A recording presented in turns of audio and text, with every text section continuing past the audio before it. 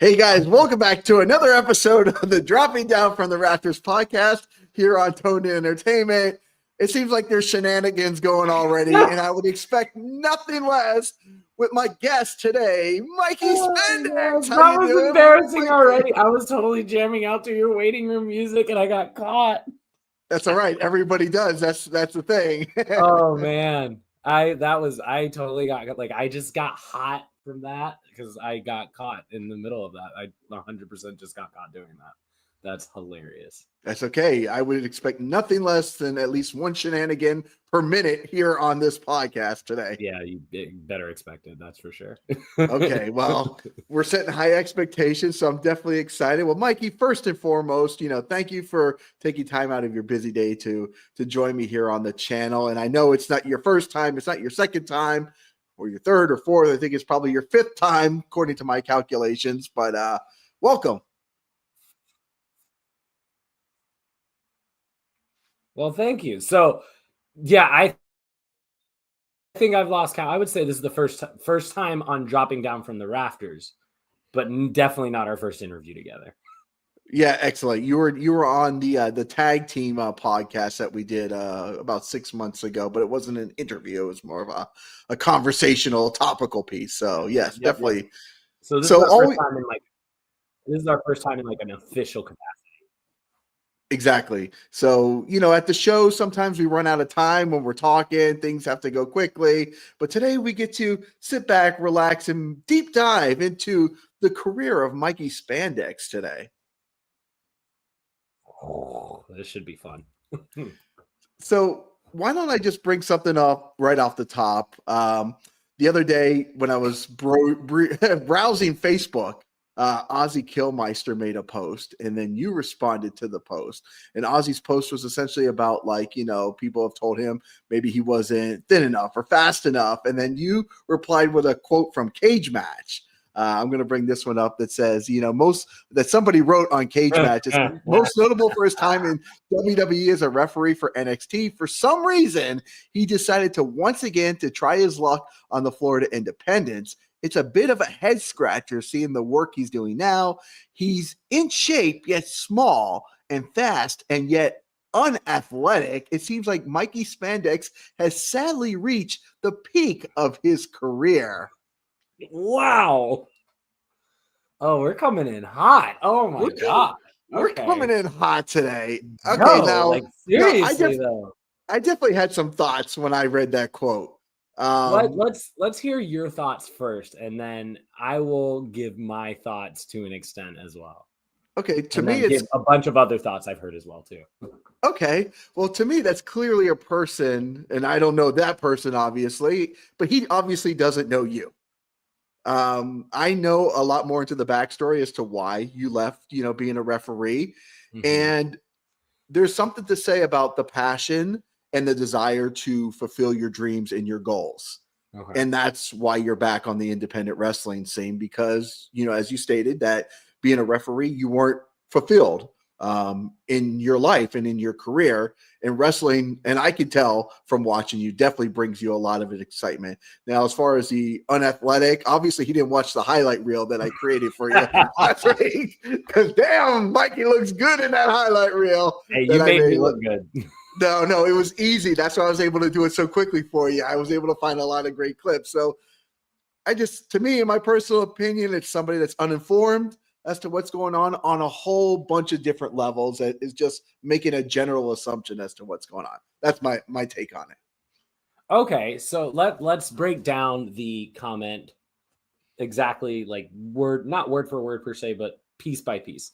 So in the very beginning, my most notable thing being NXT as a referee and all of that. So one, we knew this was going to come up in this interview. That's why we had this interview finally, to do a longer version of this so we can talk about it more and more in depth. Did I know we were going to go into it right off the bat?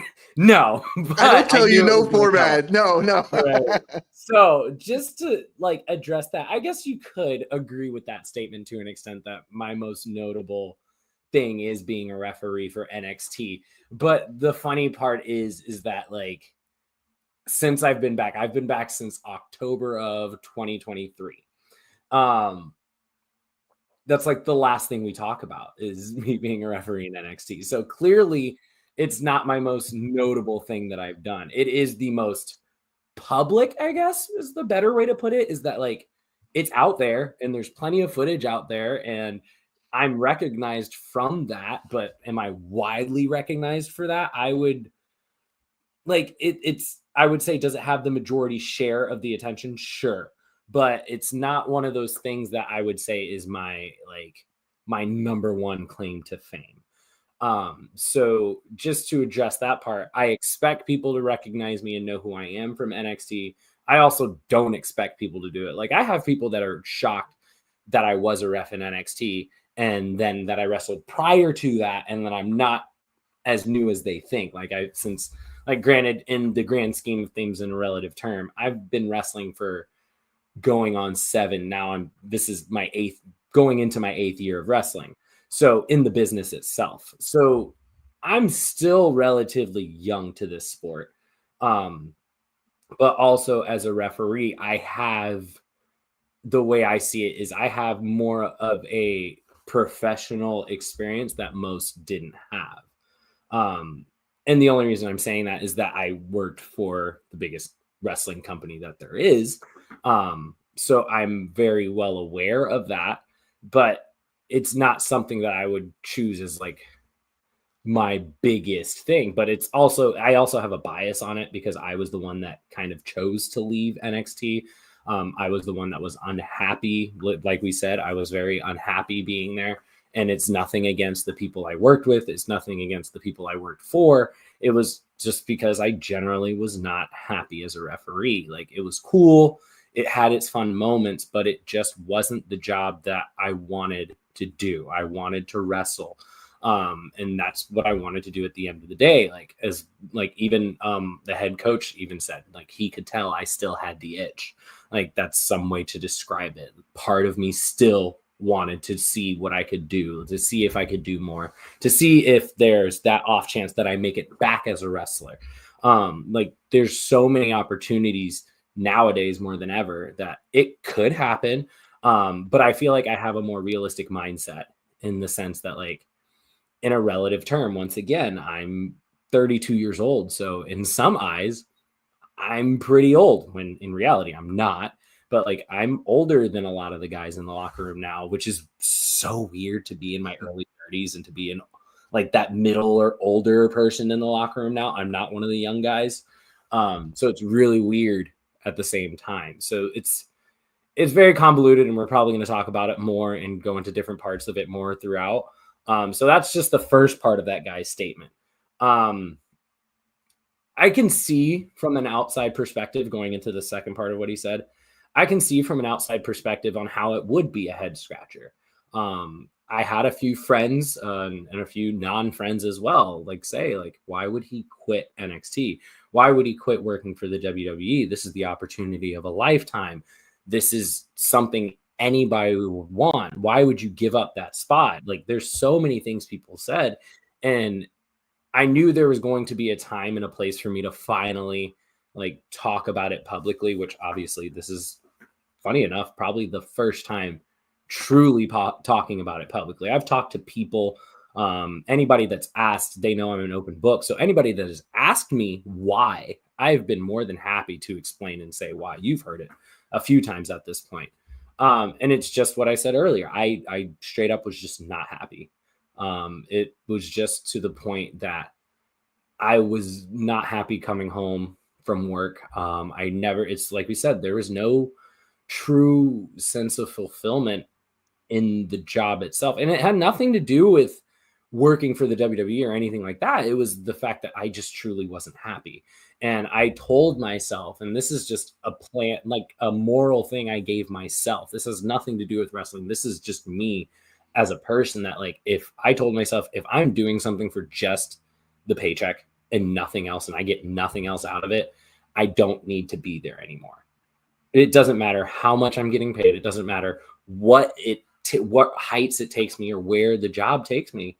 I knew it in myself, especially during that time frame of when I was ready to quit, that it was like, I'm coming in for a paycheck and leaving. This doesn't, And it got to that point that it was borderline depressing. So I found my way out, and I got out, and even my wife noticed within a week since I quit back in July when I officially quit of 2023. She knows. She's like, I'm so much happier. Like, she noticed the fact that there was a noticeable difference a week after I quit told me that I did the right thing.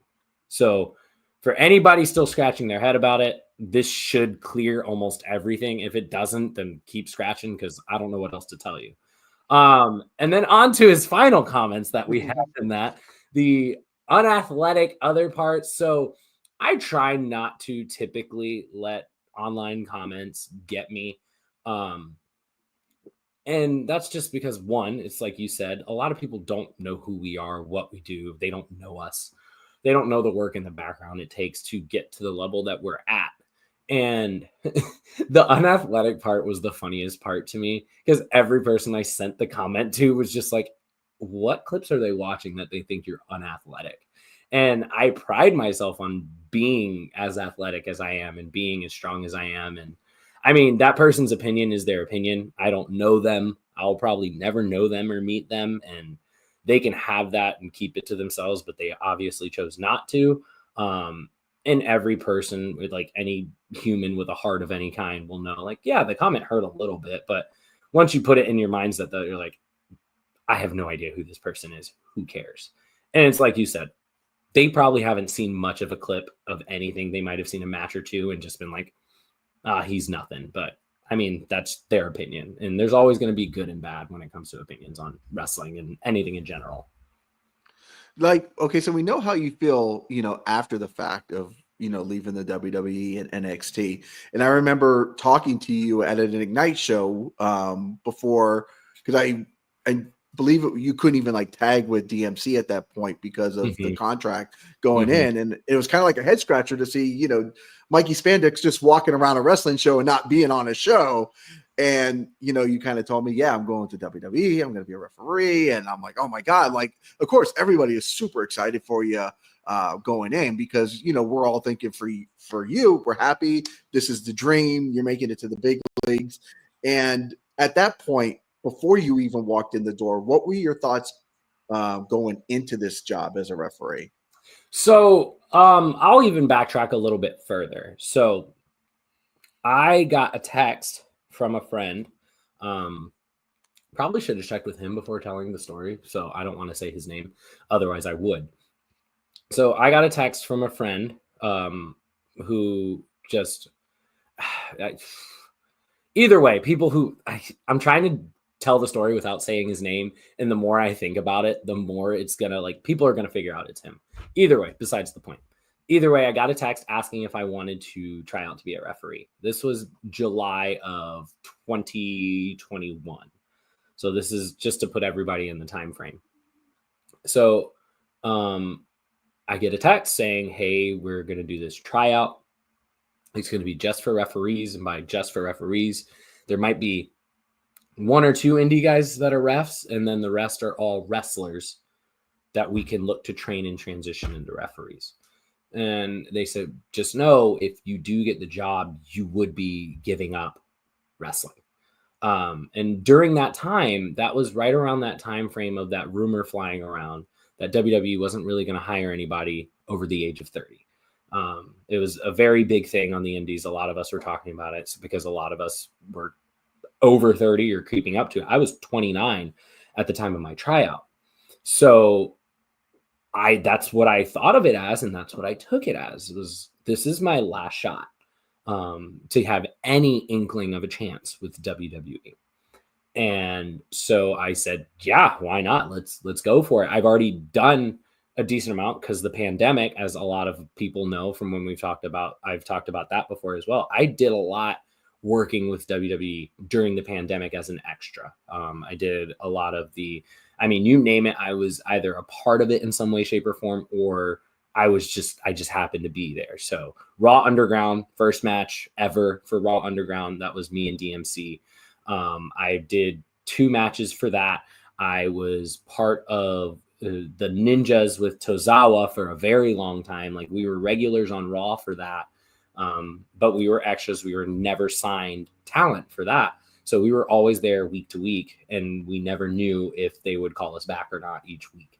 So, but we did the majority of the filmings. I just posted a screenshot yesterday for R-Truth's birthday of a specific scene that I did with Truth.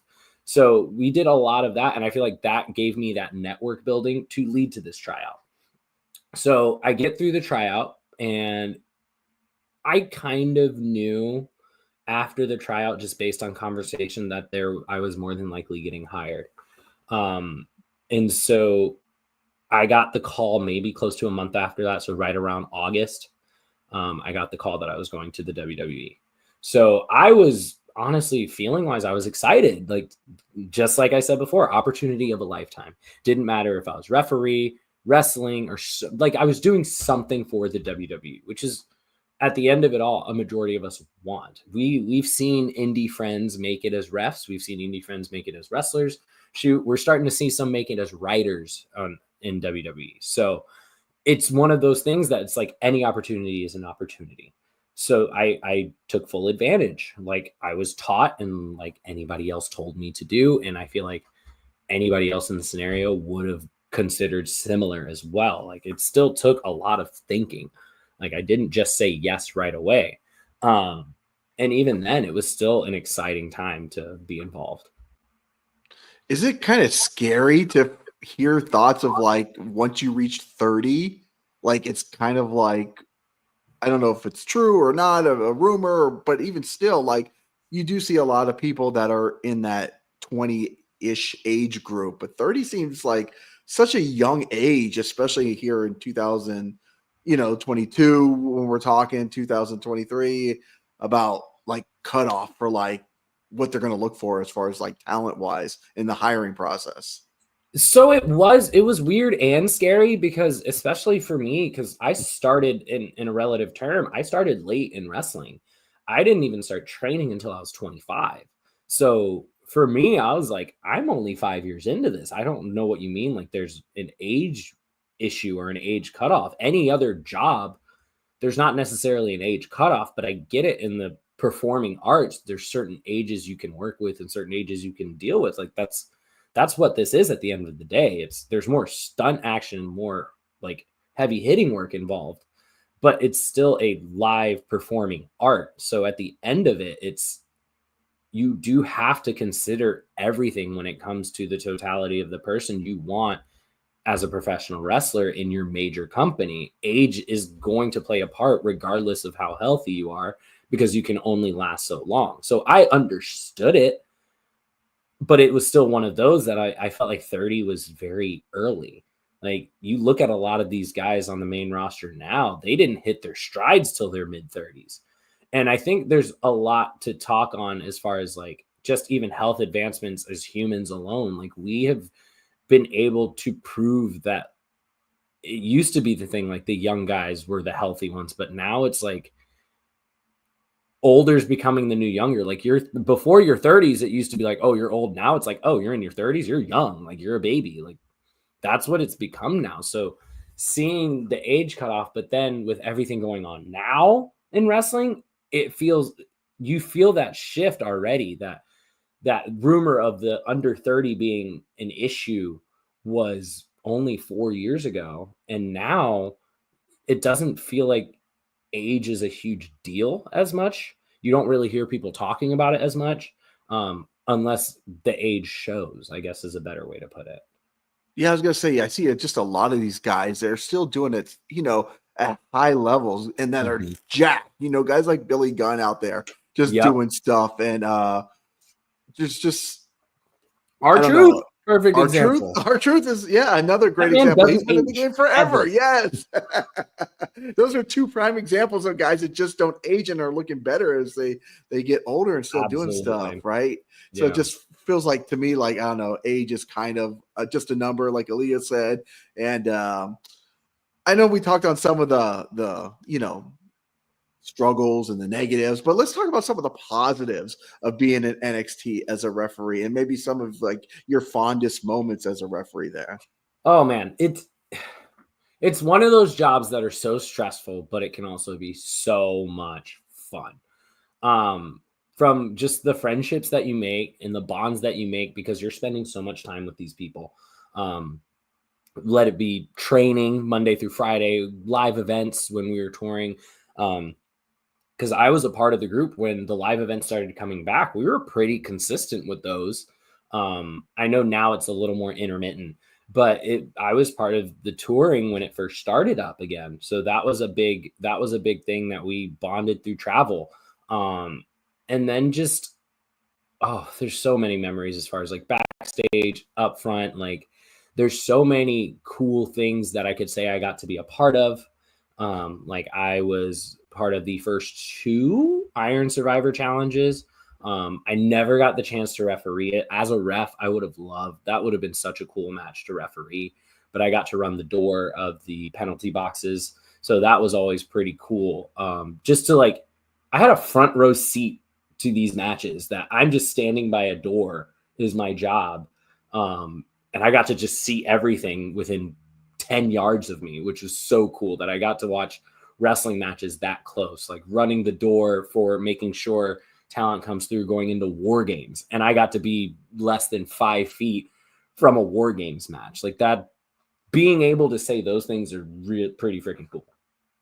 Yeah, I was gonna say that the war games alone just like puts it on like a whole different level, as us growing up as kids watching something so epic. And I've never had the chance yet to be that close, so I'm a little jealous on that. But yeah, I think that's the match beyond the war games is just such a cool experience. Now I did find an Instagram post that you posted. I kind of went a little bit back, and it's kind of interesting because you posted it 7 years ago, essentially. Now I'm just go ahead and pull it up. Okay, so it's kind of a look back here where it says 2011 to present. So this was 2018, and so this was you looking 7 years back at yourself, and now we're 7 years from this other picture of you in the Pac-Man tights here, and it said, if you told me 7 years ago that I would be a professional wrestler and a school counselor, I would have laughed in your face. I'm seriously having the best life I have ever lived, and it keeps getting better and better by day. And I thank God every single day for this opportunity. Now, it's been 7 years since that particular post. When you see something like that, 14 years since, oh my God. Yes. I mean, it would still, like, a lot of that post still resonates today. Like, if you would have told me same thing 7 years ago that I would eventually work for the WWE and be a referee, same thing. You're out of your mind. Ain't no way. It's just so crazy to look back on it, and just like, it's crazy to see how much has changed over the years. Whether it just be like me in general with my look, because I look completely different in those pictures compared to how I look now.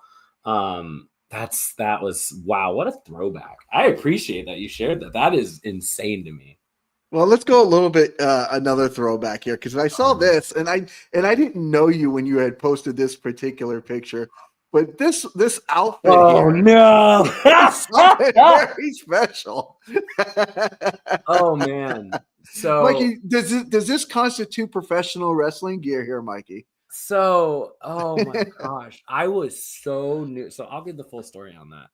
So how long was I wrestling at that point? That was probably 5 months into pro wrestling. So I didn't necessarily have gear yet as far as pro wrestling was concerned, but I was still weightlifting competitively. I was doing Olympic weightlifting competitively, and that was my singlet for weightlifting meets. So I had Saiyan gear singlet, and I was just like, let me use this. And so for those that remember or want to go this far back into old pro wrestling 2.0 days, circa 2017, 18, maybe, around 2017, 18, I had a rivalry with Steve Michaels, which we've all seen through Pro Wrestling Action get reignited over the last year.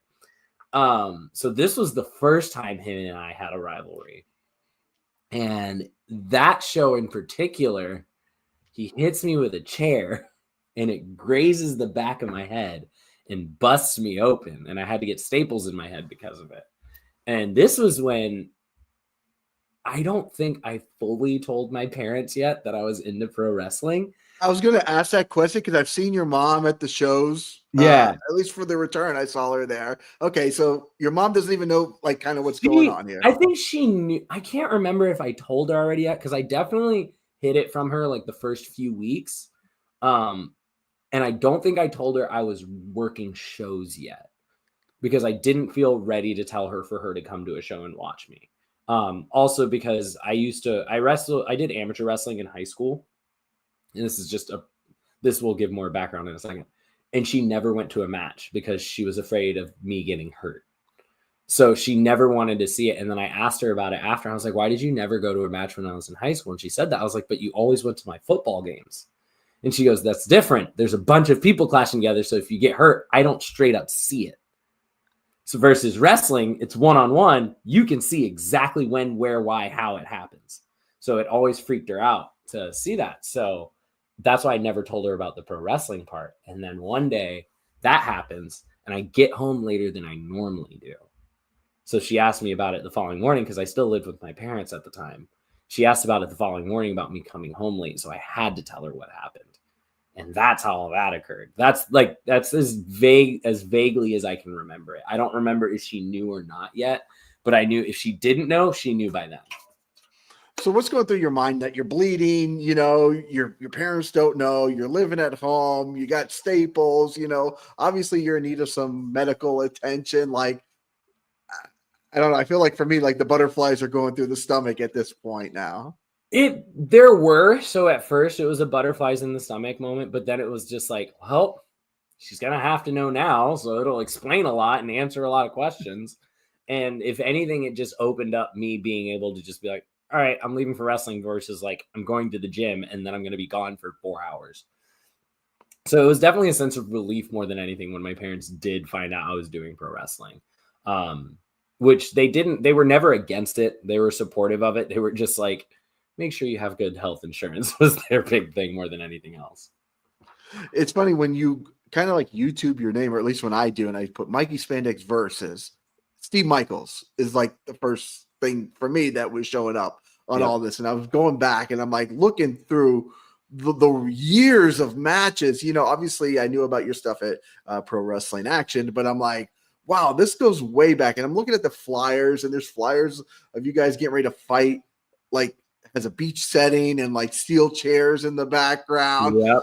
So, I mean, would you say that Steve Michaels has been maybe your biggest rivalry in your wrestling career? When it comes to at least number of matches, absolutely. He's always one that it always seems to come back to, which is so funny and great to me because we trained together.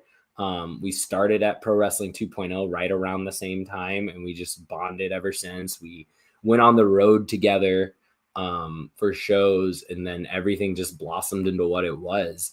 And so we like those matches at Pro Wrestling 2.0 that went public are some matches that got us booked other places, and they specifically wanted us to work against each other. So it definitely, I would say he was I don't claim him as my biggest because my career is continuing and there may be someone bigger coming as far as like length of time and totality of a rivalry, but I would say he was my first big rival. Like he will always be the first one that I had a consistent program with over the course of 6 months, leading to crazy matches. We had 2 street fights in total, a chairs match. And we've had so many different interactions with each other that it's bound to happen again is the best way to put it. When, where, how, I have no idea, but it's totally bound to happen again. Somebody's booking that rivalry, that match again somewhere for sure. Yes. Right. Well, you mentioned, you know, of course, most of the matches I see with you or I've seen you in singles, I've seen you in tag team, but you did mention street fights as well too. So what goes through your mind? How do you get prepared for a street fight versus, you know, your standard tag team match or standard singles match? So it's a lot of mental prep, knowing what's to come. I know something's going to hurt. I know I'm not going to feel good after, and I know I'm not going to feel good in the morning. So as long as I go into it with that mindset, I know everything's going to be okay. The hardest part, I would say, it's for me, street fights aren't that hard to get mentally set for. It's more ladder matches that are harder for me when it comes to those type of stipulation matches with weapons involved. Those are tougher for me to get mentally prepped for because usually there are multiple bodies involved. I've never been in a one-on-one ladder match before. It's always multi-man, multi-tags, something like that. So that is definitely harder to prepare around because you're working around multiple people in a very chaotic setting versus I feel like a street fight isn't as chaotic. Okay. Now, when you made your return back at Mayhem on Mills, you know, the crowd obviously was very into it and you got that huge reception. And of course, everybody was cutting promos on you and they were saying, you know, oh, the referee, he's back. And has that kind of died down now? Because I know at one point you got, I could feel that you were kind of like, okay, like it's been said a couple times already, like no more need to go there anymore. I would say it has died down. It probably the first few months was the main like high of the roller coaster, but I think once people realize like, oh, like when they realize I'm back and that I mean it, that I'm back and that I mean that I am here to wrestle and I am not here to referee or I'm not here to even consider it. Like I'm not here to take anybody's job as a referee and it's nothing against them. I love everything they do. I respect them now more than ever. Now that I've been through what they've gone through. It's more so of, it's just like, yes, that's part of my career. That's something I did. And we can leave it at that. Can we have some fun with it and work with it and do something with it? Absolutely. I'm not against being a special guest referee. I might be the best option as a special guest referee any promotion may have, one of at least. But I'm not looking to referee full time. I'm definitely I'm looking to wrestle and I'm looking to having a blast at this point. Well, speaking of having a blast, well, I could say the date because it was March 16th last year. You guys had a clip that went pretty viral last year on Austin 316 day, essentially, with the Gifted. And I mean, definitely everybody was reposting that thing as if like if they didn't know who you guys were before. I feel like a lot of people learned who you are just from that clip. So what went into the Austin 316 round of stunners for anybody that included referee Lee Canfield as well too? So if we're gonna peel that curtain completely back, so I want to pull it back. So the match itself was Task Force versus the Gifted. That's plain clear cut what it was. Lee was the referee. It's 316. We are working a show for Devoted Tattoo in Palm Coast. Shout out to Mike. He makes the best t-shirts. He does all my merch. Great guy. Have to throw that in there.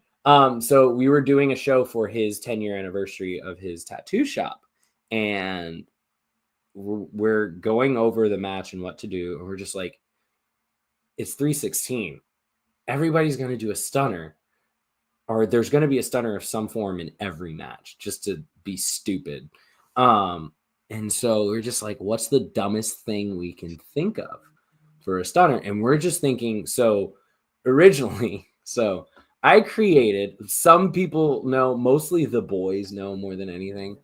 So way back, so this is the backtrack to come back forward again, because I do this all the time when I tell stories. I created a character known as Mikey Cowboy. It was a joke. You mean this one here? You got the pictures. So this person, Mikey Cowboy, was created. You knew because I was going there in this interview. You know that, Mikey. So Mikey Cowboy was created because back in Generation Championship Wrestling years ago, Task Force was a part of it, and we were going to face First Class. They are no longer together. They were known as the Good Old Boys back then. It was Dan Starling and Ronnie Bass Jr. So they cut a promo on us where Ronnie Bass was tired of us not taking anybody seriously, this, and this. And he gets pissed, flips the table, everything. So he's mad at the end of it with his promo. So in our promo, which was completely ad-libbed, that we were just like, we're going to see what we can do and go with it.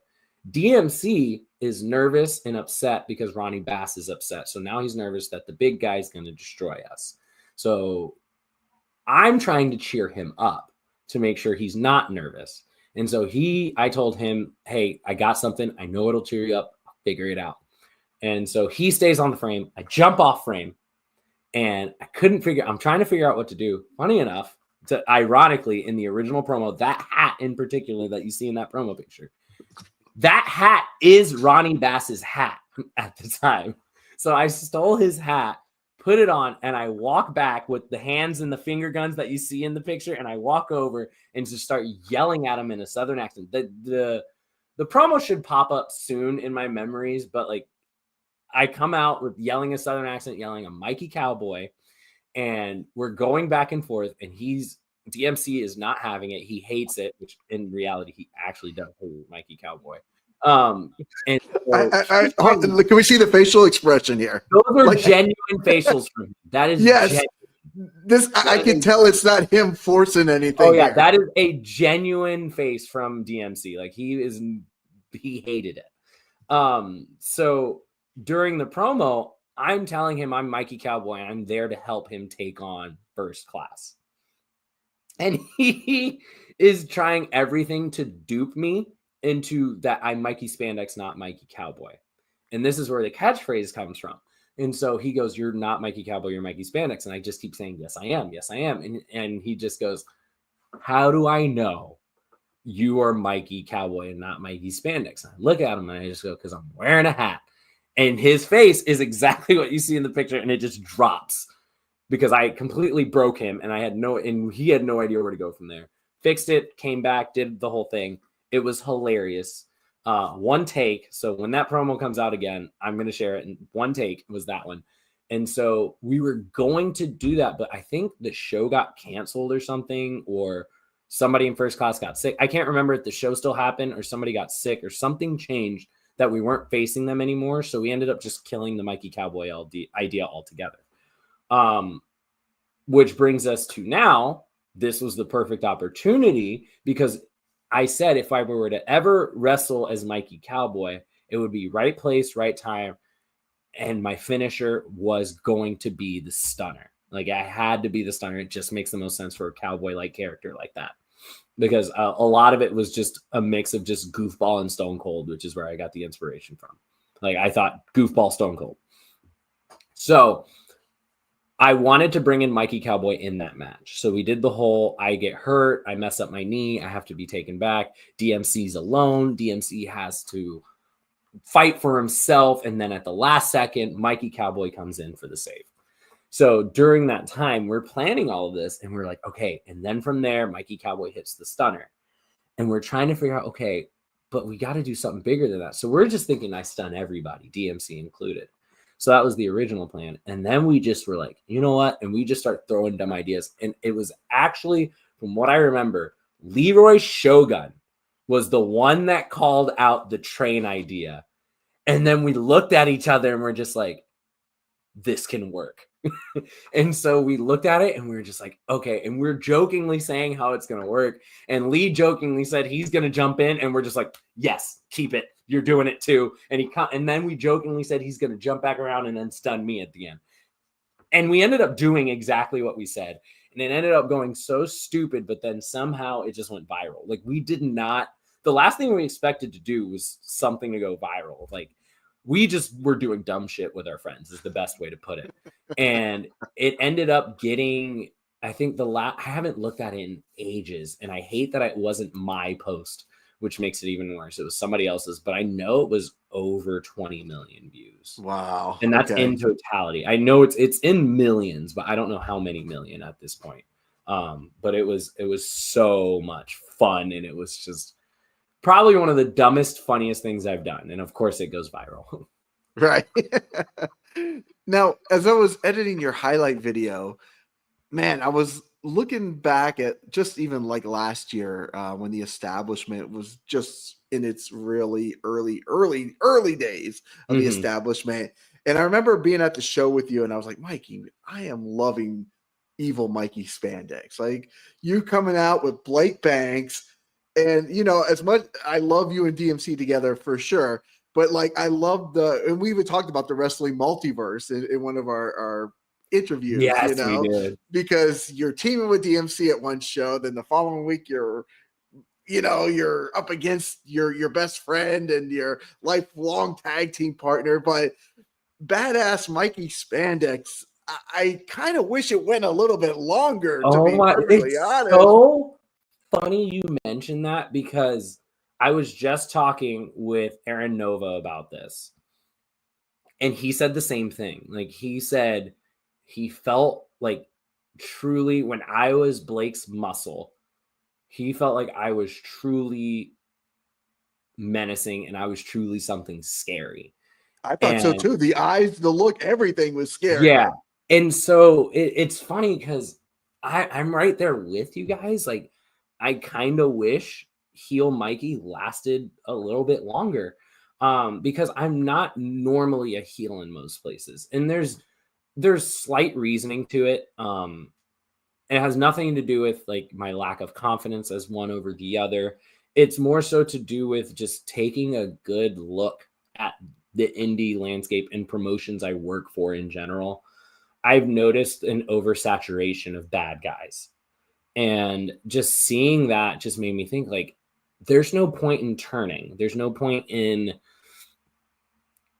doing that if everybody else is doing it, especially when there's clearly a need somewhere. And when it comes to working as a promotion, like the promotion needs you to work as a team. Like you're not going for, of course, as a wrestler, you want to have a great match, but you shouldn't be competing with each other for match of the night. You should be working together to have show of the year, in my opinion. That way everybody has a great match. Everybody gets eyes looked on them and everybody wins in that, because when that wins, the company wins, which means the company makes more money, which hopefully means you as a talent make more money. So I knew the need for baby faces. I knew the need for good guys, heels, whatever you want to call them, bad guys. Like I've looked at the back and forth between the two, and nobody's really suggested me turning heel again or being a bad guy. It worked for a specific thing, Correct. like a moment in time. And Yeah. it worked brilliantly. Like I didn't see it coming from the first day. But I also do agree that it should have lasted longer. Like I'm right there with you guys just because of the amount of ideas that were stemming from it. Because most of the times when I turned and was a bad guy and turned on DMC, because this isn't the first time it's happened, it's always been by myself. I've never turned with somebody with me. So, and then having Blake on top of it was so different. Especially with it being like Blake, funny enough, as long as Blake and I have known each other, we have never worked together and we've never faced each other. So it was really cool to have someone to work with in that aspect as well. And this is just a little peel of the curtain back from my excitement from what I had before. We almost kept it going to the point that we were truly going to make something of it. And that's really all I can say, because as of now, it's all a what if. So like Right. there's that Marvel's what if, there's that establishment what if, like what if Mikey remained a heel? You probably would have seen a tag team of me and Blake. And it would have been very interesting, because the way I described it is let's just say I had matching gear that most people wouldn't expect me to wear. Okay. Wow. It's something to put in that back burner. And Yeah, I would definitely like to see something in the future for sure. Absolutely. Yeah, most definitely. Well, while we're at the establishment, let's talk about the growth of the establishment in just over a year now of them running. It's you see a lot of shows that come up and people run, 3 times a year, 5 times a year. But what the establishment is doing, of course, you've been there since the very beginning. Let's talk about the growth of the establishment, and also the fact that, not only are all you guys and girls growing a lot there, but the ability to bring in some big talent as well too, like, and what that big talent maybe has done, like AJ Francis and commercials, and a lot of cool stuff is going on that involves the establishment right now. So I would describe the establishment, like the growth is so exponential. It's crazy. Like the way I've seen it is that most independent promotions barely last a year. And if they do last a year, they're not consistent enough to last a full year or truly say like, oh yeah, they've been around for a year. But like the way I see it is you did 3 shows and then you took a year off. Did you really last a year? You know? Whereas the establishment in the totality that it's been around. So maybe what are we on? Like maybe close to 14 months ish, if that. Yeah, about They've that, only yeah. had to cancel 2 shows at no control of their own. They never canceled shows due to low ticket sales. They've never canceled shows due to any circumstance outside of obvious things that are out of their control, like truly. It's not my business to say what those reasons are, but it is something that like they can really pride themselves on it. And I say they versus us because a lot of people think I'm attached to the establishment in that official manner. But I'm not. DMC is my tag partner, but when it comes to the establishment, that is his and his business partners. I have nothing to do with the business side of things. I am just a best friend and a great, huge supporter of it. And I just so happen to wrestle there, and I'm lucky to have consistent bookings thanks to them. But I obviously do what I can as a talent and as a supporter of their business and as a friend to get them as much exposure as possible for them inside and outside of their own planning as well. Like, for example, I book shows that like I get reached out to by bar owners locally by me that want pro wrestling. I can book a show and I can do something like that. I'm not trying to book consistent storylines or anything like that. It's like a house show because it's usually a non-wrestling crowd that is reaching out, wanting some pro wrestling just to see how it works for them. And it usually works fairly well, but these shows are just to show off what the local Florida indie circuit has to offer. And with that, I usually use the people from the establishment. So it's free advertising for them. It's an easy booking for everybody. And it's little to no stress for anyone in the work. And that's what I want it to be. Like anytime I book a show like that, I want that to be opportunities for the talent to work people they haven't worked before, or it's opportunities for bookers like to network and meet other talent that they haven't seen yet. Because usually I have 2 or 3 talent on my roster that I work with for these types of shows that book other shows on top of it. So it's an all around opportunity for everyone when it comes to that. Let me bring in Rewind 89 is in the house. He's a regular here. He says, with that $1 million smile, I bet you get away with anything you want, specifically your gear, Mr. Spandex. Oh my God. Says, yes, you're right. For business is looking good and kicking ass in the ring. Let DMC handle all the non-fun stuff. Well, I appreciate the smile look. Yeah, but I do know, I mean, I know some behind the scenes stuff as well too. And I know, Mikey, that, you know, we've talked about, you know, collaborations and stuff that, you know, you are handling the business side of stuff as well too. Is that something that might interest you down the road? Or, I mean, I know right now, I know you're full gear. The flame is hot as a professional wrestler. Absolutely. You know, the fire is hot. Is that something down the road, or are you just like really focused on wrestling and then taking it on as it comes?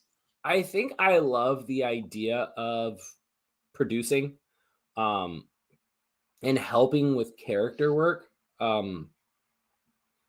It's stuff that's like kind of had me question as far as what I would be doing after wrestling, because currently I don't plan on continuing. Like when I'm done wrestling, my current plan is I'm done with wrestling altogether. Like I'll be a fan and that's it.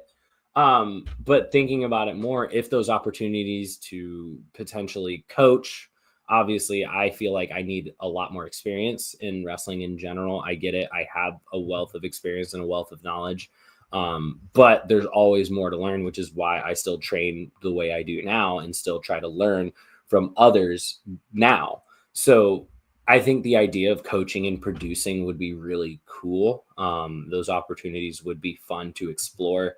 I feel like I do get to explore it a little bit in some shows that I work with, which is really cool that I get to work with some younger talent and pass some knowledge to them as far as working with the much younger guys. But I haven't like fully thought about it yet, to be honest, because I feel like I'm still full, like you said, full swing wrestling. So I haven't really thought about the end yet because I don't feel like I'm going anywhere anytime soon. And I'll probably think about that more once I feel like I'm getting closer to that end time. Well, speaking of coming soon, let's jump into this coming weekend. And you talked about villains and heroes. And this weekend, you have a very interesting matchup coming up because you're going to be teaming with my hero, your hero, everybody's hero, Eric Academia, who's killing it out there on the independent scene. And you're going up against, again, somebody I know you know pretty well, Cam Stewart and Mila Moore. So now that you're teaming with essentially a superhero this week, Mikey Spandex, what are your thoughts going into this match at Pro Wrestling Action? So I'm very excited about this because Erica is someone I've been wanting to work with simply over the fact of her love for My Hero Academia, the anime. Once I saw, it wasn't even like, I never really saw her work at first. I think someone shared a photo and was like, hey, you should check out and see what she does. And all I saw was her gear. And I knew exactly the reference. I noticed it right away. And I was like, that's sick. I need to see her work. So I started watching some of her stuff and I was like, this girl's really cool and she's really good. And I didn't know, like I said, we have yet to meet in person yet. We've just known each other through Instagram. And outside of that, it was just an idea that I was like, okay, it'll probably never happen. Whatever. If I get to be on a show with her, that'd be really cool to work with her. And then I was approached with the idea for Pro Wrestling Action. And they asked me, they said, how do you feel about teaming with Eric Academia? And I'm like, oh, absolutely. Because we unintentionally already have matching gear. So it works out in our favor already that we can both be ourselves as a team. Because at Pro Wrestling Action, I'm working my way into being that hero for them. So having another hero with another hero, it just makes perfect sense. Yeah, I was gonna say you wrestle in a lot of promotions. You know, I've seen you down in CCW. You're all over the state of Florida, of course, the establishment. But I feel like Pro Wrestling Action has something different from, you know, your standard wrestling show. Mm-hmm. You know, when it comes to the building of promos and character work and even the in-ring work. There's just, I feel like it's a different environment when you go into like a Pro Wrestling Action show versus maybe just your what people think of a normal professional wrestling. Yeah, what I love about Pro Wrestling Action, from my perspective, is that it's a promotion that I work for that makes me think, which sounds weird to describe. I'm not saying the other promotions don't, but this one makes me think on a deeper level as far as my character work goes. It challenges me a lot as far as developing a character more than it is about thinking about the moves and what to do in the match. It's very much about the showmanship and the appearance of the show. So I love that it's a different side of me. Like, I feel like I'm not a one-dimensional good guy, and it allows me to tap into different sides and figure out, okay, how can I fit in here? And it's one of those that I'm still figuring out versus other promotions. Not that I don't have it necessarily figured out, but I have a lot more creative freedom at other promotions versus Pro Wrestling Action. They say, we want you to be this character, work within those realms. And it's very rare that happens. And it's to me, it's a positive thing because you know what direction you're going, but it's also a negative because how do you keep things in that direction without straying away? So that's what I love about the challenge of it. Okay. Now, we did talk about, you know, you teaming with this superhero, but I've also seen you do superhero-like stuff as well, too. And of course, the one thing that definitely stands out to me is at the Kumite last year when you were wrestling ERA and Ricky Martinez and you were teaming with DMC. and the goal was for both team members to escape the cage in order to get the win. And you escaped the cage first. DMC was left in there to, take a beating from these two guys, but you couldn't let your tag team partner hang. And you just didn't walk back into the cage, but you essentially took a leap of faith off the top of the steel cage, come crashing down. What's going through your mind as you're, climbing the cage? And is there any thoughts of like, oh my God, what am I about to do? So funny enough, when it came to Kumite, I was so excited when we got the text that we were working Kumite for CCW, because I've always wanted to do a steel cage. And the fact that I got to work not only in a steel cage match, but a show where every match was in a steel cage, I was so excited. And so as soon as DMC texted me and was like, hey, and it was funny the way the conversation happened, because as far as I remember, DMC texted me and goes, hey, we got Kumite. And I was like, cool, what's that? And he goes, Kumite, steel cage. And I was just like, shut up. And after he like confirmed we got it, I just go, I'm jumping off. Like I wanted to do that from as soon as we got booked for it, because it's just one of those like kid wrestling dreams. Like you watched it growing up. Why wouldn't you want to do it until you get up there and you realize this is really stupid? And I mean, it was terrifying. It was 100%. I was terrified of jumping off of it, but it was one of those moments that as soon as I got up there, it wasn't that the fear went away. It was I can't back down now. And the only way to get down is to jump at this point. So I might as well go for it. And I went for it. Yeah, because the worst thing is to like, okay, I'm up here. Well, I'm not going to do it. Let me scale down and climb inside the cage while these guys are like much props, much respect, because you're a braver man than I'll ever be to go through with something like that. I don't even like jumping off a cliff into a pool anymore. The fact that you took such a crazy stunt like that, and it's kind of crazy because Kumite inside that building, it's a small crowd, and some people leave that for the shows that may have 600, 700, 1,000 people at like the brewery that CCW would do or something like that. But it's at their training facility, so it's a smaller, intimate crowd. But I think when you get those opportunities, you have to take them, man. Absolutely. I love CCW that they had those different kinds of crowds too. Like the big scale crowds, the brewery shows are great, but there's something about the intimate crowds at the facility itself that it's a different kind of energy. And I think it's more so just like everyone is heard so clearly as far as fans go. So versus a big scale brewery crowd, everyone is loud, everyone is roaring, which is great because you have that feeling of satisfaction there. But in that intimate crowd, that to me is a high pressure scenario. Well, let me ask you about a particular match also that you had at CCW down at the brewery, and you wrestled Stallion Rogers and Danny Briggs. I got to know, how hard do those guys hit compared to maybe everybody else in the industry? Their heads hit really hard. I can tell you that. Yeah, okay. Headbutt me and knocked me out cold.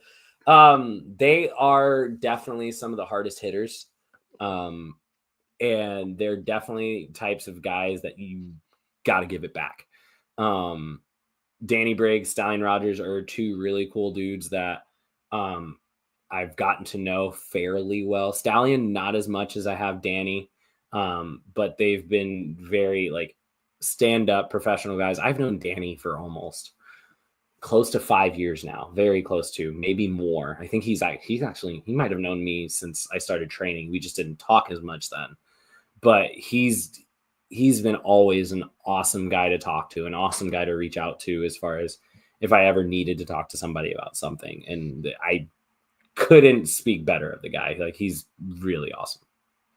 Last week got me thinking, obviously I put together a demo reel for Better Together, and then I did a demo reel for you as well too. And as I'm going through the footage, I'm not even thinking, but I'm like, I get that realization of how many incredible tag teams there are in the state of Florida.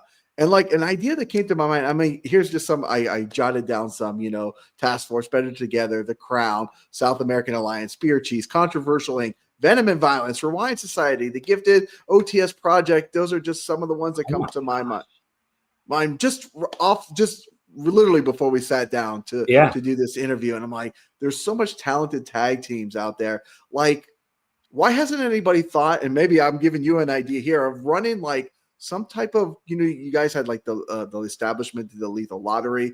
I remember when there was like, I still think the NWA does the Crockett Cup. I still think there's a possibility out there for some type of huge Florida tag team type tournament or event, just with all the talent out there. I think the big part more than anything, if it's an independent show, I mean, let's be honest, it's budget. I was going to say, because you got to pay 4 people every time. Booking, and then you're asking teams to work multiple matches in a night on top of it. But it's like you said, the potential's there. It's all there. You have these teams. Just you rattled off a first round tournament bracket right there, just off the top of your head, and you were still missing like the Gifted. You're missing Exodus. I had the Gifted in there. Yeah, I might have said them real quick. Yeah, you might have. But like, there's still other teams there too, and so it could be interesting to do that kind of tournament, and even just like bringing in a couple teams from out of state that come to Florida quite frequently as well. But like, there was a time. Who was it? Was it Fest that they did the Love Cup, and that was their tag team tournament? I don't know. They haven't done it in a while, to my knowledge. I think they might have done it last year. But that was to me was the tournament to try and get into, was the Love Cup. But also, you're right. There is no tag team tournament really of any promotion. And I feel like that is somewhere that it's definitely unlocked potential to start a yearly tag tournament. You have those singles tournaments. You have the Don Curtis Memorial Cup with USWA. And then I'm pretty sure there's another one somewhere that I can't remember off the top of my head, but you have those singles tournaments, and tag tournaments used to be like fun to watch. They used to be the ones that you'd keep your eyes on. So it would be really cool to bring it back for sure. The next comment from Rewind 89 is going to lead me actually into a Instagram post that I saw the other day from you too. So he says, I hope you get your handsome face insured before the real king of indie wrestling finds who you are, that you're tagging with everyone's favorite wrestler, Stan Styles, because Stan Styles and Eric Academia are having quite the feud going up in Intergender Bonanza right now. I've had them. Yeah, so they're doing that. So he just hopes you have your handsome face insured.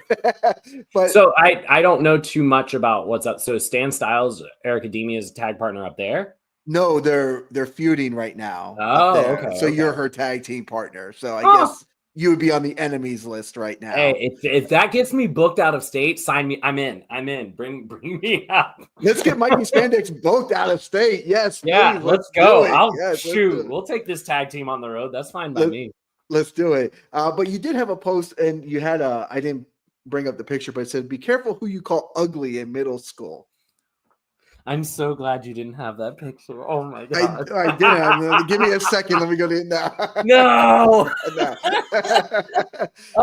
picture. I don't know why I keep that and share it every year. Oh my gosh. Oh, the old afro from 8th grade. That was a different time. Let's talk about middle school of Mikey Spandex, or I've always told people, like growing up. They say, oh, how long have you been watching wrestling? I said, since the day my dad brought me home from the hospital, and when I went to middle school, I went to Catholic school, and there was literally me and one other guy that watched wrestling, right? It was just the two of us, and people, like, we were the outcasts when it came to talking about wrestling, but my dad would take us to the shows and everything else like that. So I only had like that one friend, that I could talk wrestling to. Then we got to high school. He grew out of it. And it was just me left, watching it at that point. But like growing up as a wrestling fan, going to school, what was that environment like, Mikey? So it was a little different for me. I was watching wrestling since probably about 4 or 5 years old, through my brother. So I always had someone at home to watch it with. I can't really remember too much of anybody that I like talked to about it in school. I definitely was into it in middle school, but that's where I kind of fell off as well. My consistency of watching wrestling fell off a lot. And I didn't really have that many friends that watched wrestling either, which could have been part of the reason. I had one friend through 5th and 6th grade, I want to say, when I lived in California. He was the one that introduced me to TNA. And so that's how I ended up watching a lot of that, was through him. And we watched a lot there. And then I want to say it was around 9th grade. 9th and 10th grade is probably when I stopped watching wrestling, consistently at least. And I would probably blame it mostly on sports. I played a lot of sports in high school, so that consumed a lot of my time, and academics on top of it. I was a very academic, sporty kid, so that consumed most of my schedule, that I didn't really watch much TV in general. So wrestling wasn't really in the forefront at the time. So I couldn't really say, like, I never was the type that was bullied or made fun of for watching wrestling. It was just one of those things that I just forgot about it, and then got back into it as I got older and started going to NXT shows and became a fan again. And here we are. I feel like that's the story for a lot of us. I know for me personally, it was kind of the same thing. Like I was playing football and soccer and everything in high school, and you're working and you're doing things and you just don't have time. And it, kind of for me, it took Sting dropping out of the rafters and Hogan turning heel and, all the crazy stuff that went on with Scott Hall and Kevin Nash to bring me back to wrestling at a time. And speaking of that, let's, because I know Impact just had a big pay-per-view this weekend, and Game Changer had a huge show, and you're seeing these big crowds, for all these promotions. NWA is drawing big crowds. WWE, AEW are doing their thing, and Indy Wrestling, to me, is drawing. When I'm going to shows now up here in Georgia as well too, these places are packed with people now. So I feel like there's a lot of people watching wrestling, and they're not specifically just watching WWE or AEW or Impact anymore. That people have honed into like what they want to watch, and they're following that particular type of wrestling. As a performer, what is your thoughts on the state of pro wrestling in general, whether it comes to bigger shows and the smaller shows? I feel like wrestling now, is, as it continues to grow, is bigger than it's ever been, and it's continually getting bigger and bigger every single year. So you're getting the obvious from WWE, AEW, what have you. They're selling out crowds, they're making money, they're selling out huge arenas. WWE selling literal stadiums out, multiple days on top of that. And then you have your TNA with their partnership with WWE. So if they weren't selling out their arenas before, they're going to sell out now, which we already know they've been selling out arenas prior to the partnership. So it's not only that I just feel like there's so many more wrestling fans than ever too. And wrestling has become so mainstream in media compared to before. Social media has been a blessing and a curse to wrestling, and it's been a blessing and a curse to the world in general. But from a wrestling aspect, it's a blessing because these clips that you normally do not get or have access to, you have access to it literally in the palm of your hands. You have access to clips, full matches, videos, highlight reels, even, that people can see at a glance and understand, okay, if they're curious about that person, they can just click and look more and learn everything about that person in less than 5 minutes. Versus before, you had to order a magazine just to learn something about it, and you had to wait a week to get it. But now we're taking in and learning so much information so fast that a lot more people are developing an interest in wrestling faster. So they become curious and they want to overload themselves with how much they want to learn and consume. So once they learn that, oh, I just started watching WWE, let me look up AJ Styles and see what he did. Oh, AJ Styles worked for TNA. Let me go watch TNA. Oh, I'm into this person. Let's see what they did. And it's a trickle down effect that you just fall into these rabbit holes and then people become fans. It's interesting. You said, kind of social media has been a blessing and a curse. And I actually heard somebody the other day, and I'm not going to call it out, but like they were going to start reviewing Monday Night Raw because it's now on Netflix, right? So they're kind of trying to jump onto the new train. But they're like, yeah, but I don't have time to watch the show. I'm just going to watch highlights. and if you don't have an opinion on this, that's okay. But I kind of want to ask you about maybe your thoughts on the state of like wrestling journalism going here in 2025. Because I've been approached to write for websites and stuff like that, and I've turned it down because realistically, I don't have time to write like that unless you're going to pay me a full-time salary. I don't have time to jump in and write about WWE or AEW even on a weekly basis each show because just life is so busy for me. But do you have any thoughts on like specifically like how I talked about like somebody says, well, I'm just going to review it from the highlights that I see. Like, is that the proper way to review professional wrestling? I think it depends what you want. That's the other that's one of the things I like about wrestling is there's no such thing as one direct answer to a question. So I almost always, when it comes to an answer, is it depends because of the fact that it does depend on the situation. It depends on what type of fan you are. It depends on what the content you're using it for. So obviously, if you're literally just highlighting what happened on the show, the highlights should be fine because you're going to get the major plot points of what you want to report. If you want to know what just happened, highlights are fine. Now, when it comes to like as a wrestler, if you want to study something and understand something, the highlights probably aren't enough in order to truly understand what's happening versus a full-blown match. So yeah, you can watch a 15-minute match in a 3-minute highlight, but are you really learning something from it as a wrestler? A 3-minute highlight for a news journalist to just say, here's what happened in the match, that's fine. So it depends on your scenario. If you're using it for film study, you probably should watch the whole 15. But if you're just trying to get something out for content in order to let people know what happened and they just want a quick synopsis so they can know what happened in order to move on and go on to the next story, then a quick highlight's all you need. I guess that's the world we live in here in 2025 is a lot of people. Unfortunately. Yeah, people just do want that quick, okay, who won the match? Okay, and he did this. Yeah, he went to a table. Okay, cool. Like, I don't need to watch the rest of the 12 minutes now, which exactly. I think it's the way our society is in general 100%. With everything right now. Yeah, absolutely. So people want that, I guess, in their talking points as well, too, when they listen to certain journalists, and that's a fair assessment. I'm a little old school guy. I'm like, watch the whole thing. Because I know they were talking about basketball too. And somebody was like, well, I just watched the highlights and I just come on and talk about on the show because that's all you're going to ask me about anyways is about the last 2 minutes of the game and maybe this little thing. So why do I need to watch an hour of the basketball game to come on and give my opinions on it? But I guess it's fair. Yeah. Because fair, right? Especially when you have something like that, a basketball game it's pretty long and there are going to be 3 to 4 minute lulls where it's just a back and forth and you can say, yeah, that 3 to 4 minutes was super defensive or whatever, but that's really all you can say about it.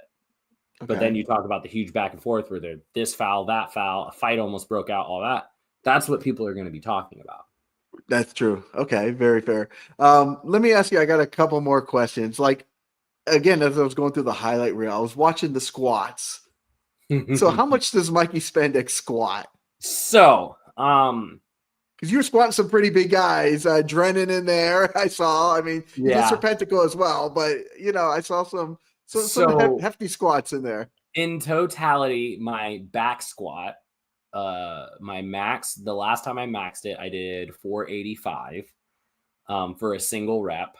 The most I've done recently, I did 390 for a set of 12. But I haven't maxed in a while. The goal one day is to hit 500. I feel like I'm very close. I feel like I'm there. I just need to be prepared for it. And I'm the type of person that when it comes to my workout and my plan and my programming, I follow it. So I've had people ask me like, why not just max it out? And I'm like, my program doesn't call for me to max out yet. So I will only max out when my program tells me to, because it just helps. I don't want to waste a day and then miss a different thing on potentially getting better at for the sake of my ego. So when it comes to lifting in general, yes, I have my maxes. Yes, I have my personal records, but I only do them if I need to, not because I want to. Is there kind of a date set in the program to go for that 500? To my knowledge right now, no. I usually check it week to week. So as far as I know, there isn't a 1 rep max yet. I feel like we're teetering towards the end of the program. So I want to say hopefully within that. I really want to. I've been wanting to for almost a year now to retest my max. It clearly hasn't been time yet because I did try retesting it at some point last year, and I think I hit even, and I hit 485. And then I think I went for 495 and I bottomed out, which means I was able to squat down, but I wasn't able to get back up. Oh, okay. I think at that point I just over fatigued myself that day. So I don't think I was fully ready yet, but I know we're right there is the best way to put it. It's so close. Yeah, it's definitely within distance. Okay. Now, here's the final question that I do have off the top, and it's the Mikey Spandex meme sign that started last year. That has brought many interesting things to life. The story behind this meme sign, how did it all begin? So the meme sign, it was joking. So the meme was never supposed to happen. It was a joke. It's not never supposed to happen, right? Right. So the original idea was during Mayhem on Mills, and we were doing a presidential election for the president of Mills. So it was the Cheese versus Drennan, and he had his secretaries of friendship. So Drennan had Better Together as his secretaries of friendship. And so we, as with the Cheese, we were the secretary of tasks. So our one task that we had were to create signs, and basically it was all vote for Cheese, stuff like that. We had a couple things making fun of Drennan, making fun of Better Together. We had signs for that. And so we had time before the show. So we, as task force, doing the shenanigans that we do, we decided to go around and just take pictures at random spots around where Mayhem on Mills takes place at the veranda. We just decided to take pictures on the side of the road. And I learned this from a page that I used to follow. I think I still follow it. It's called CrossFitter with a Sign. And it's a woman with a different sign. She did a sign, I want to say every single day, just talking about different things related to CrossFit as far as like habits, like make sure you do this, do that, or something like controversial opinions sometimes. And it's her holding it up with a straight face, like no amusement whatsoever. Hence why I did it the way I did. But I did that with the sign on that one. I can't remember. I think that one said vote for Cheese originally. But it got to the point that I just looked at it and I was like, I can totally have some fun with this. And so I, once again, because I probably should learn how to use Photoshop. I probably could figure it out. I'm just lazy. So I sent it to Aaron Nova and I just asked him to eliminate the picture itself and just give me a blank sign. And I posted it and I said, do what you want with it and have at it. It didn't go super viral, but I can have a fun post every now and then and use that as my template, which is nice. Rather than trying to scramble for a meme, I can just use a meme of myself. And there also is one with DMC as well.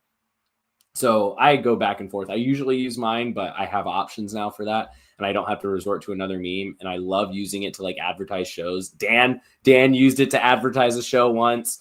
I've had other people use it to advertise their bookings and stuff. It's pretty funny. And I like what it is now. Yeah, I get the comedy out of it when other people use it to promote their other stuff that it looks like you're saying to do certain things. Yeah. And, those are the best moments for me from that particular meme. Well, Mikey, while we have you here, I mean, is there anything else that you would like to touch on while you're here? Oh, man. I don't think I have anything in particular. Like it's been, at least for me personally, it's been a great, I want to say year and a half now coming back to wrestling. It's been an absolute blast. I've had nothing but a good time working with everybody I've worked with.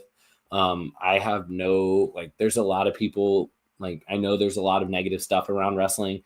And I just try to be someone that's completely positive through it all. And I mean, if anything, like it's just funny when people get negative and sad about wrestling or upset. Sad is not the right word, but like angry about stuff. And I just want to be a light in locker rooms and just like have someone that's there to have fun. And yes, I still take this seriously. Yes, I am an absolute goofball and a menace when it comes to like talking to anybody. And for me, it's like, this is not the time for us to like take everything so seriously. Like this should be fun for us. This is a performance. Yes, we should take that performance seriously, but it's not that deep, you know? Absolutely. Well, you're doing a great job out there, Mikey, and I'm hoping that we get to see you up here in Georgia, North Carolina, and all over the country. I'm working on it. I'm trying my best. I really am. You are. But, obviously, pulling our curtain back, you're one of my favorite people in the wrestling industry. We always have a good time whenever we get together in person for shenanigans. It's hard to have shenanigans on the internet, though. It is very hard because we can't cover your face in a t-shirt. We can't force you to hug us. Like, we can't run into any of those. I miss my Tony hugs. Those are some of the best hugs in the business. So I need to come up just for that. Yeah, and a marriage proposal just doesn't go the same over the internet as well. Well, Mikey, I know you have Pro Wrestling Action coming up this Sunday. What other cool stuff you have coming up, and where can people follow this coming Sunday, January 26th, Pro Wrestling Action, as you already know about that one. The following week, February 2nd, Mayhem on Mills. We are back again. And then after that, off the top of my head, I think it's February 15th. The Establishment is back at the Tavern. I'm looking at my calendar and making sure we're good. Yes, February 15th, the Establishment Wrestling at the Tavern. Establishment's cooking, man. We're starting to run more shows consistently. And then just all these other shows we have going on. Like Central Florida, when it comes to wrestling, has been growing, and everybody is firing on all cylinders. And then the last one, I just got the event information about it today. March 15th, 4:00 in downtown Sanford, my hometown, is Shamrock. Oh man, I forgot the name of it. It's Shamrock something. It's like the Shamrock Rock Festival. I just got the name today, so I'm sorry I couldn't come up with the name right away. Shamrock Shakedown. That's the name. Got it. I figured it out. We're good. But yeah, that one's in downtown Sanford. That one we're having wrestling from the Establishment as well. So we're staying busy, man. I love it. The Pro Wrestling Action, Mayhem on Mills, definitely a wild show as well too. It's where you made your return at Pro Wrestling Action. You're teaming with your hero, my hero, everybody's hero, Eric Academia this week. And of course, the Establishment is also just doing awesome stuff down there in Central Florida. Well, Mikey, thank you so much for your time. And I'm glad we made this happen. We've been talking about doing the longer form interview for a while, but just like everything, lives are busy. And right. So here we are at 2:00 on a Monday afternoon doing it. But I appreciate it. Absolutely. Well, guys, if you like interviews like this with Mikey Spandex, and please go watch him at his shows. You won't regret it. Guys, make sure you hit that red subscribe button so you can stay tuned in here to Toned In Entertainment for future videos. Subscribe to the channel. Do it. Go now. Do it now.